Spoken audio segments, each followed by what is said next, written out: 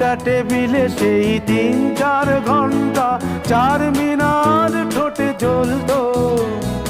কখনো বিষ্ণু দে, কখনো যামিনী রায়, এই নিয়ে তর্কটা চলতো। রোদ ঝড় বৃষ্টিতে যেখানেই যে থাকুক, কাজ সেরে ঠিক এসে জুটতাম। 4টেতে শুরু করে জমিয়ে আড্ডা মেরে 7:30টায় ঠিক উঠতাম। কফি হাউসের সেই আড্ডাটা আর নেই, আজ আর নেই।